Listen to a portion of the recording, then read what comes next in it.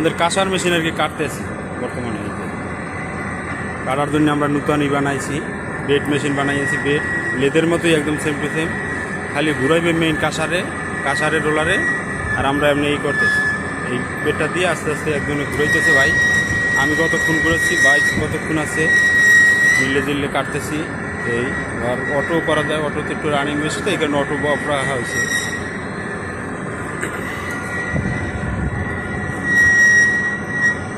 Roller খোলাও লাগবে না, কিছু না। দিনের বেলা প্রোডাকশন চালাবে, রাত্রিবেলা কাটবে।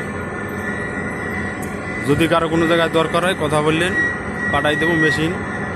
ভাই আছে, লোক আছে, আরও লোক আছে।